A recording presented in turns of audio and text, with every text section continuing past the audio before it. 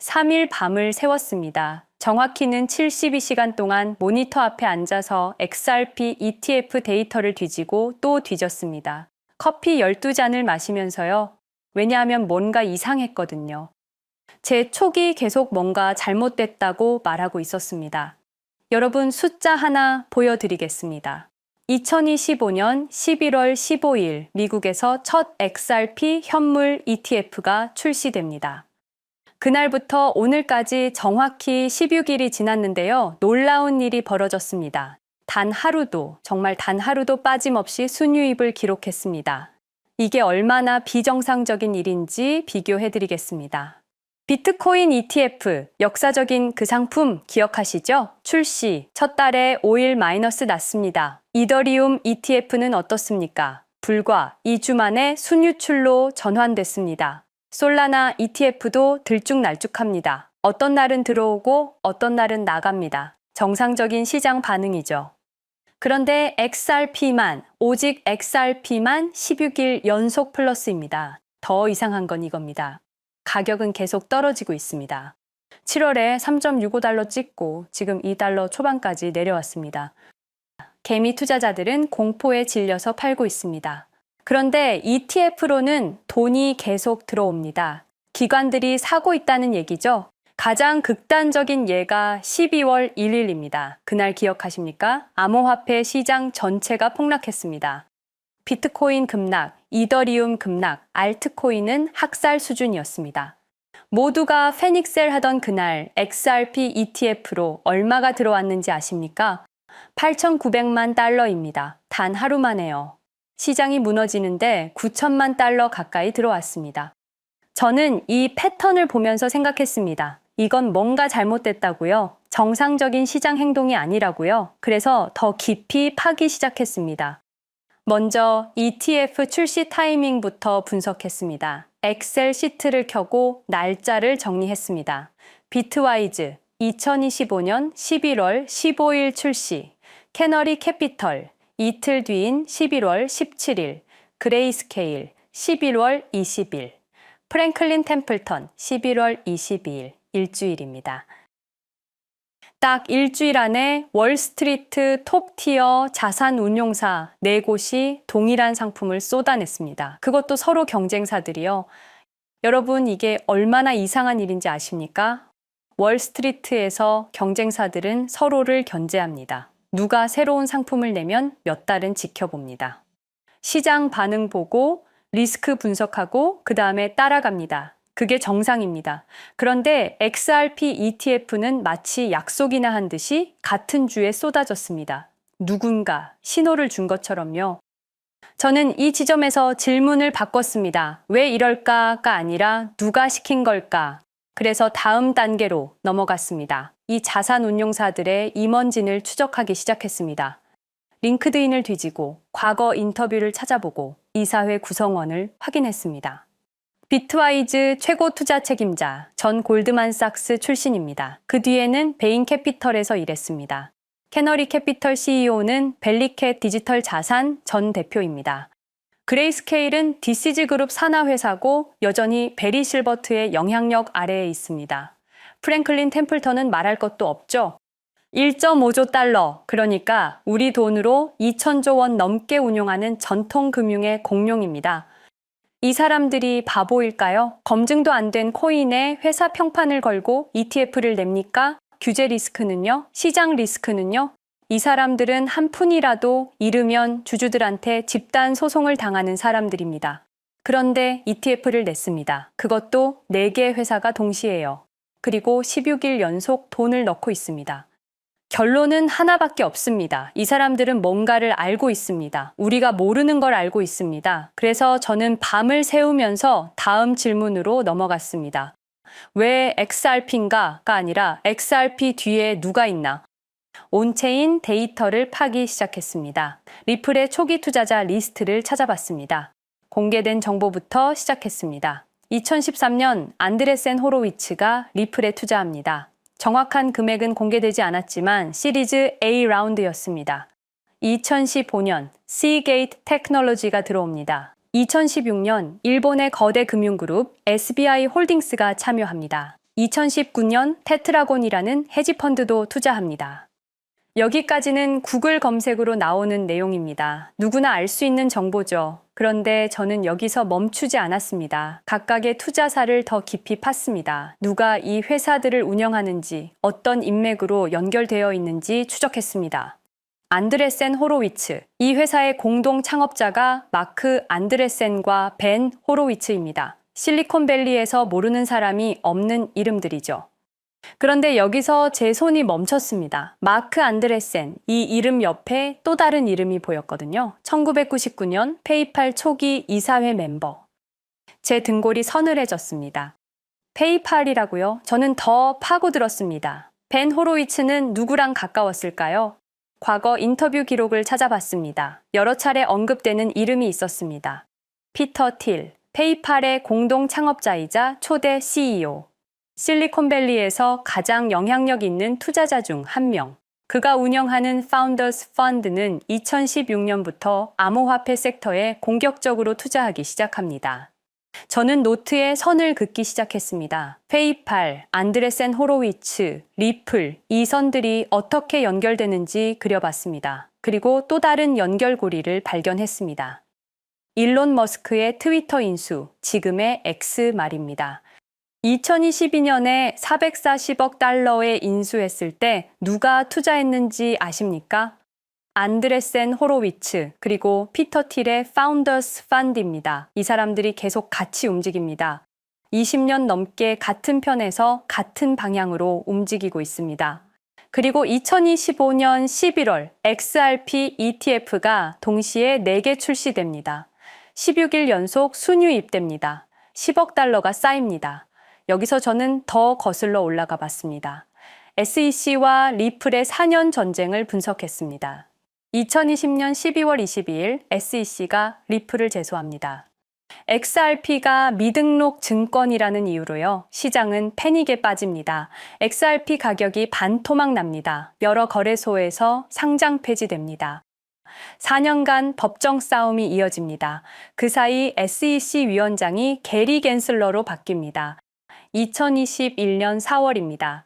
갠슬러는 암호화폐에 대해 더 공격적인 입장을 취합니다. 리플에 대한 압박이 강해집니다. 그러다 2024년 도널드 트럼프가 대선에서 승리합니다. 그리고 2025년 1월 20일 취임과 동시에 게리 갠슬러가 사임합니다. 트럼프의 최측근이 누구입니까? 정부 효율부 수장으로 임명된 사람이 누구죠? 일론 머스크입니다. 일론 머스크가 누구입니까? 페이팔 마피아의 핵심 멤버입니다. 여기서 모든 선이 하나로 모입니다. 1999년 페이팔 창립, 피터 틸, 일론 머스크, 리드 호프만, 이 사람들이 모입니다. 2004년 리플의 전신인 리플페이가 크리스 라슨에 의해 시작됩니다. 2012년 XRP가 공식 런칭됩니다. 2013년 페이팔 마피아 인맥의 안드레센 호로위츠가 리플에 투자합니다. 2020년 SEC가 전쟁을 시작합니다. 2025년 1월 갠슬러가 퇴진합니다. 2025년 8월 SEC가 항소를 취하하면서 소송이 종결됩니다. 2025년 11월 ETF 러시가 시작됩니다. 여러분은 이 모든 게 우연이라고 생각하십니까? 그리고 이 패턴은 저에게 명확하게 말하고 있습니다. XRP는 단순한 알트코인이 아니라고요. 이건 20년 계획의 결과물이라고요. 지금부터 제가 발견한 증거들을 하나씩 보여드리겠습니다. 페이팔 마피아가 왜 XRP를 선택했는지, 그들이 20년 전부터 무엇을 준비해 왔는지, 그리고 왜 지금 이 순간 월스트리트의 돈이 XRP로 몰리고 있는지. 데이터는 거짓말하지 않습니다. 여러분, 리플이 과연 어디까지 오를 수 있을지 궁금하시죠? 오늘 제가 정말 충격적인 이야기를 해보겠습니다. 2020년 12월 22일 밤, 그날을 기억하십니까? XRP가 단 하루 만에 63% 폭락했습니다. 어떤 이들은 수천만 원의 자산이 증발했고, 어떤 이들은 하루아침에 수억을 잃었습니다. 처음엔 시장이 미친 거라고 생각했습니다. 변동성이라고, 조정이라고 그렇게 믿었습니다. 하지만 이 사건을 5년간 추적한 결과 이건 어떤 이들의 치밀한 계획이었습니다. 리플 가격은 4년간 철저하게 짓눌려 있었습니다. 그리고 더 충격적인 건 2025년 8월 그 암살자가 다시 나타났다는 겁니다. 이번엔 더 큰 칼을 들고 더 강한 권력을 쥐고 더 야심찬 계획을 가지고 지금부터 제가 5년간 추적한 절대 공개되면 안 될 이야기를 시작하겠습니다. 먼저 타임라인부터 보시죠. 천천히 따라오십시오. 2020년 12월 22일 오후 9시 30분 SEC 의장 제이 클레이튼이 XRP 기소를 전격 발표합니다. 그의 임기 종료까지 남은 시간 단 12시간. 12월 23일 오전 9시 클레이튼 SEC 의장직에서 사임합니다. 여기까지는 그럴 수 있다고 칩시다. 임기 끝나고 퇴임하는 거 이상할 건 없죠. 그런데 12월 24일 크리스마스 이브 아침입니다. 퇴임한 지 단 하루 만에 클레이튼이 새 직장으로 옮겨갑니다. 월리버 에셋 매니지먼트 자문으로. 잠깐만요. 이 회사가 뭘 하는 곳인지 아십니까? 비트코인과 이더리움에 8천억 원을 투자한 회사, 그러니까 리플과 직접적인 경쟁을 하는 회사에 베팅을 한 겁니다. 다시 한번 정리하겠습니다. XRP를 기소하고 다음날 사임하고 그 다음날 리플의 경쟁사에 투자하는 회사로 갔습니다. 이게 정상입니까? 윤리적으로 문제는 없습니까? 법적으로 괜찮은 겁니까? 하지만 진짜 소름 끼치는 건 이제부터입니다. 블록체인은 모든 걸 기록합니다. 그리고 그 기록을 추적해보니 기소 발표 18시간 전인 12월 22일 새벽 3시 누군가 움직이기 시작했습니다. 대량의 XRP가 조심스럽게 하지만 확실하게 매도되기 시작합니다. 뉴스가 나오기 전, 세상이 알기 전, 폭락이 시작되기 전 누군가는 이미 알고 있었습니다. 이 시점에서 저는 의문을 품었습니다.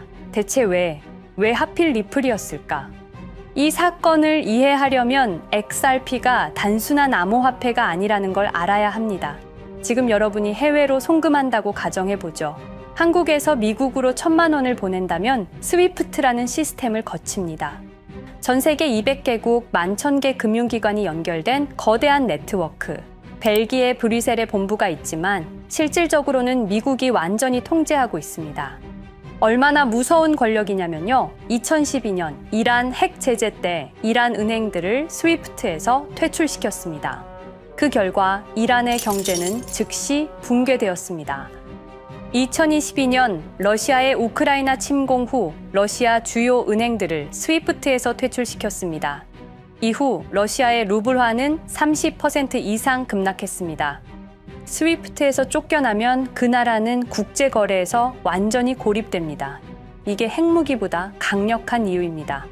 실제로 폭탄을 떨어뜨릴 필요가 없으니까요. 버튼 하나로 한 나라 경제를 무너뜨릴 수 있으니까요. 스위프트는 돈의 흐름을 틀어쥔 지배의 손길입니다. 그런데 2017년 XRP가 등장했습니다. 비교해 보시죠. 송금 시간부터 압도적인 차이가 납니다. 스위프트는 국경 간 송금에 3에서 5일이라는 시간이 걸립니다. 반면에 XRP는 단 몇 초면 송금이 완료되죠. 수수료 또한 엄청난 차이가 납니다. 스위프트는 3에서 5%까지 수십만 원의 수수료가 발생하지만 XRP는 단 몇 원, 거의 공짜나 마찬가지로 송금을 처리합니다. 스위프트는 여러 국가의 중개은행이 필요하지만 XRP는 그런 것조차 불필요하죠. 그리고 2017년부터 2019년까지 일본 SBI 그룹이 뱅크 오브 아메리카가 산탄데르 은행이 하나둘씩 리플과의 파트너십을 검토하기 시작했습니다. 총 200개 이상의 금융기관, 연간 200조 원 규모의 국제 송금 시장에서 XRP가 스위프트를 완전히 대체할 수 있다는 게 증명되는 순간, 바로 그때 누군가에게는 절체절명의 위기가 된 겁니다. XRP는 단순한 암호화폐가 아니었습니다. XRP는 미국이 전 세계를 통제하는 금융 무기에 대한 직접적인 도전이었습니다. 그래서 저는 추적하기 시작했습니다. 누가 XRP를 제거하려 했나? 처음엔 당연히 정부를 의심했습니다. SEC니까요. 미국 정부 기관이니까요. 그 다음엔 월스트리트를 의심했습니다. 은행들이 위협을 느꼈을 거라고 생각했죠. 그런데 조사를 하면 할수록 이상했습니다. 모든 흔적이 전혀 예상치 못한 곳을 가리키고 있었습니다. 실리콘밸리, 뉴욕이 아니라 샌프란시스코, 월스트리트가 아니라 테크 기업들, 혁신과 자유의 상징이라던 바로 그곳 말입니다. 2002년 10월 3일로 돌아가 보겠습니다. 페이팔이 이베이에 15억 달러에 매각됩니다. 그날 50명의 직원이 퇴사합니다. 보통 회사라면 뿔뿔이 흩어지겠죠. 각자 길을 가고 연락도 끊기고, 그런데 이들은 달랐습니다. 그들은 네트워크를 만들었습니다. 서로의 회사에 투자하고 서로를 임원으로 영입하고 서로의 성공을 발판 삼아 더 크게 성장하고, 20년이 지난 지금 그들이 창업하거나 투자한 기업들의 시가총액을 합치면 우리나라의 GDP보다 큽니다. 2007년 포춘지가 이들에게 특별한 이름을 붙였습니다. 페이팔 마피아. 당시엔 실리콘밸리 성공 신화로 보도됐죠. 아름다운 동료의 혁신가들의 연대, 그런 이야기들. 하지만 2025년 지금 우리는 다르게 보게 됩니다. 핵심 인물들을 하나씩 보시죠. 피터 틸, 1998년 페이팔 공동 창업, 2002년 억만장자 등극, 2003년 그는 새로운 게임을 시작합니다. 팔란티어, 9.11 테러 직후였습니다. 미국은 공포에 떨고 있었죠. 피터 틸이 말했습니다. 우리의 사기 탐지 기술을 국가안보에 사용할 수 있습니다. 그리고 CIA의 벤처 펀드 인큐텔로부터 투자를 받습니다. 20년 후 지금 FBI의 핵심 시스템도, CIA의 데이터 분석 시스템도, 국방부의 작전 시스템도, 국토안보부의 전산망까지도 미국 정부의 모든 데이터는 피터 틸의 회사를 거칩니다. 하지만 피터 틸의 진짜 권력은 정치에서 나옵니다. 2022년 JD 벤스라는 젊은 오하이오 출신 정치 신인이 상원의원 선거에 출마합니다. 우리에게는 러스트벨트의 가난한 백인 집안 출신으로 알려져 있고 힐빌리의 노래의 저자로 유명세를 타기 시작했습니다. 피터 틸이 움직입니다. 1,500만 달러, 우리 돈으로 약 200억 원을 이 젊은이에게 쏟아붓습니다. 벤스 당선. 2024년 7월 플로리다 마러라고 피터 틸이 트럼프를 찾아갑니다. 대화의 내용은 단 하나. 제가 추천하고 싶은 부통령 후보가 있습니다. 2025년 1월 20일 JD 벤스 미국 48대 부통령 취임. 페이팔 마피아가 백악관에 발을 들여놓은 역사적 순간입니다. 그리고 벤스뿐만이 아니었습니다. 일론 머스크, 여러분이 잘 아시는 그 일론 머스크 말입니다. 테슬라, 스페이스X의 CEO, 2024년 대선에 4,300억 원을 기부합니다. 트럼프 최대 후원자, 그리고 트럼프 2기 행정부에서 정부 효율부 DOJ 수장으로 임명됩니다. 연방정부 전체의 예산을 삭감할 권한, 그의 시장 조작 능력은 이미 증명됐죠. 2021년 5월 트윗 한 줄로 비트코인을 폭락시킨 후 뒤로는 더 싸게 매집했습니다. 데이비드 sak스, 백악관 AI 암호화폐 차르, 모든 AI 정책과 암호화폐 정책의 최종 결정권자, 페이팔의 전 COO. 미국의 암호화폐 정책 최종 결정권을 페이팔 마피아가 쥔 겁니다. 그리고 한 명 더, 여러분이 잘 모르는 이름이지만 아주 중요한 인물입니다. 제드 맥켈럽, XRP 공동 창업자, 2013년 리플을 나옵니다. 그리고 스텔라루멘이라는 경쟁 코인을 출시합니다. 그가 가진 XRP는 90억 개, 2022년까지 전부 매도합니다. 무려 4조 2천억 원이라는 천문학적인 수익을 기록했습니다. 그런데 기묘한 일이 벌어집니다. 2025년 6월 페이팔의 스테이블 코인 페이팔 USD가 스텔라루멘 체인으로 확장을 발표합니다. 리플의 배신자가 만든 플랫폼으로. 우연일까요? 그리고 저는 결정적 증거를 찾았습니다. 2025년 초 내부 고발자가 나타납니다.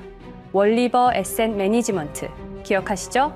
제이 클레이튼이 XRP 기소 다음 날 합류한 바로 그 회사. 그 회사의 내부 문서가 유출됩니다. 공개된 투자 내역은 이랬습니다. 비트코인에 우리 돈 5천억 원, 이더리움에는 3천억 원이 투자금 명목으로 지출되었습니다. 이 돈들이 향한 곳은 모두 리플의 경쟁사들이었습니다. 그리고 충격적인 숨겨진 투자 내역. 스텔라루멘에는 700억 원을, 팔란티어의 주식에 1조 6천억 원, 금액이 비공개된 투자금은 페이팔의 페이팔 USD로 향했습니다. 잠깐, 스텔라루멘, 제드 맥켈럽의 코인, 팔란티어, 피터 틸의 회사, 페이팔 USD, 페이팔의 스테이블 코인. 제이 클레이튼이 SEC를 나오자마자 들어갔던 월리버 에셋 매니지먼트를 통해서 팔란티어, 스텔라루멘, 페이팔로 흘러 들어간 것입니다. 모든 것이 연결됩니다. 모든 것이 한 곳을 가리킵니다. 이건 우연이 아닙니다. 리플과 SEC의 소송전은 거대한 연극이었던 것입니다. 모든 게 페이팔 마피아들의 계획이었던 겁니다. 이제 전체 그림이 보입니다. 페이팔 마피아의 리플 제거 작전, 이제 전부 재구성할 수 있습니다. 제드 맥켈럽이 XRP 공동 창업자로 참여하여 핵심 기술을 습득. 2013년 의도적으로 갈등을 벌인 후 퇴사. 그것도 90억 개의 XRP를 보유한 채로 말이죠. 시한폭탄을 설치한 겁니다. 피터 틸의 팔란티어, 2003년 CIA의 인큐텔 펀드 투자로 창업. 2020년까지 FBI, CIA, 국방부의 핵심 시스템을 장악하게 됩니다. 미국 정부 전체를 들여다볼 수 있게 된 겁니다. 2018년 6월, 우리 모두가 아는 바로 그 SEC 기업금융국장 윌리엄 힌먼의 발언. 이더리움은 증권이 아니다. 의도적으로 리플의 가격만 억누르려던 치밀한 계획이었습니다. 제이 클레이튼, 임기 12시간을 남기고 리플을 기소. 사임 이후에는 곧바로 리플의 경쟁사에 투자를 하는 회사의 자문으로 합류. 그야말로 치명타를 먹인 셈이죠. 2023년 8월, 페이팔은 페이팔 USD라는 스테이블 코인을 출시합니다. 그리고 2025년 6월에는 스텔라루멘 메인넷으로의 확장을 발표했습니다. 제드 맥켈럽은 XRP를 매도한 자금으로 스텔라루멘을 개발하게 됐죠. XRP를 대체할 완벽한 준비를 한 겁니다. 트럼프 2기 행정부 출범으로 페이팔 마피아들의 계획이 완성 단계에 접어듭니다. JD 벤스는 부통령으로, 일론 머스크는 정부 효율부 수장으로, 데이비드 sak스는 AI 암호화폐 총책임자로, 피터 틸은 트럼프 인수위의 공동의장 자리에 오릅니다. 페이스북의 모회사인 메타의 로비 비용을 보면 확실히 알 수 있습니다. 2024년 로비 비용으로 역대 최고 금액인 약 2,400억 달러를 지출했습니다. 로비스트 수도 2016년에는 31명에 불과했지만 2024년에는 의원 8명당 1명 꼴인 65명으로 늘어났죠. 정치 권력을 장악하기 위한 그들의 야욕이 그대로 드러나는 부분입니다. 데이비드 sak스, 백악관 입성 후 단 2주 만에 리플이 수년간 워싱턴에 배치한 로비스트들을 전원 축출했습니다. 겉보기에는 이해관계 충돌이라는 명분을 내세웠지만 실제로는 경쟁 세력을 제거하려는 목적이었습니다. 리플의 스피커 역할을 할 마지막 정치적 통로마저 차단이 된 겁니다. 완벽한 계획이었습니다. 그런데 SEC와 리플의 소송전에서 그들이 예상치 못한 일이 벌어집니다. 2023년 7월 아날리사 토레스 판사의 판결. XRP 자체는 증권이 아니다. SEC는 즉시 항소했고 리플도 여기에 부분적으로 항소를 하게 되죠. 법정 공방은 끝이 어딘지도 모르게 이어졌습니다. 그리고 2025년 8월 놀랍게도 양측 모두 항소를 취하합니다. 5년 동안의 전쟁이 드디어 끝이 나게 된 순간이었습니다. 리플은 승리했습니다. XRP 가격은 무려 5,000원에 근접하게 상승했고 수많은 자산 운용사들의 XRP, ETF 신청 물결이 이어졌습니다. 그리고 리플은 히든로드를 12억 5천만 달러의 인수, 리플 프라임이라는 이름으로 새롭게 출범시켰습니다. 스테이블 코인 리플 USD는 출시 1년 만에 시가총액 10억 달러를 돌파하는 기염을 토합니다. 현재 리플의 기업 가치는 400억 달러 이상으로 평가받고 있습니다. XRP는 죽지 않았습니다. 5년 동안 억눌렸던 것이 폭발적으로 성장하기 시작합니다. 투자자들이 돌아오고 은행들이 재접촉하고 파트너십들이 재개되고 우리가 이긴 건가? 정의가 승리한 건가? 아니었습니다. 2025년 8월 18일 XRP 승리 발표 불과 10일 후 뉴스가 터집니다. 제이 클레이튼 맨해튼 연방검사로 정식 임명. 5년 전 XRP를 기소했던 바로 그 사람. 이번엔 연방검사로 돌아왔습니다. 월스트리트의 보안관이라 불리는 미국에서 가장 강력한 검사직. 형사 기소권, 월스트리트 전체 감시 권한, 금융범죄 수사 총괄. 더 큰 칼을 들고 돌아온 겁니다. 그리고 2025년 11월 트럼프 대통령의 발표. 제이 클레이튼을 앱스타인 사건 수사 책임자로 임명합니다. 잠깐, 왜 하필 클레이튼일까요? 왜 XRP 소송이 끝나자마자일까요? 왜 지금일까요? 그리고 그는 다음엔 누구를 조준할까요? 리플은 부활했습니다. 하지만 페이팔 마피아는 멈추지 않았습니다. 2025년 상반기, 이상한 패턴들이 포착되기 시작합니다. 일론 머스크의 행동이 변합니다. xAI에 추가 투자가 급증했고 테슬라 AI 개발에 급가속을 하기 시작했습니다. 그리고 이상하게도 특정 AI 기술에 대한 공격적 언급이 증가했습니다. 일론 머스크답지 않았습니다. 그리고 2025년 3월 한 AI 코인의 공식 계정이 일론 머스크의 X라는 플랫폼에서 갑자기 사라집니다. 노출 제한을 당했고 광고 계정들도 정지가 됐습니다. 특정 코인에 관련한 영상들이 전부 삭제되었습니다. 왜일까요? 이 코인에는 특징이 있습니다. 진짜 AGI 구현 가능한 탈중앙화, AI 네트워크로 평가받고 있는데 초당 수십억 단위의 연산 처리가 가능한 정도입니다. 수백만 개의 노드가 연결된 분산 뉴럴 네트워크, 이건 테슬라도 구현하지 못했습니다. 메타도 구현하지 못했습니다. 중앙화 시스템인 오픈AI가 꿈도 꿀 수 없는 것입니다. 이 코인만이 유일하게 성공했습니다. 그런데 시가총액은 테슬라의 500분의 1 수준에 머물고 있습니다. 질문 드리겠습니다. 이렇게 혁신적인 기술인데 왜 플랫폼에서 차단을 당하고 검색조차 되지 않으며 알고리즘에서 철저하게 배제당하고 가격은 또 왜 이렇게 낮은 걸까요?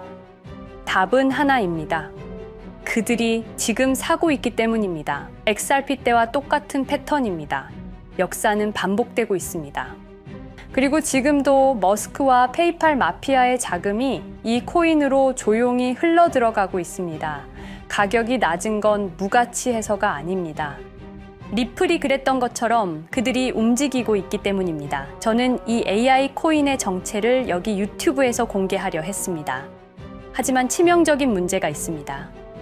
유튜브, 2005년 페이팔에서 나온 3명의 남자가 만들었습니다. 체드 헐리, 스티브 첸, 자베드 카림.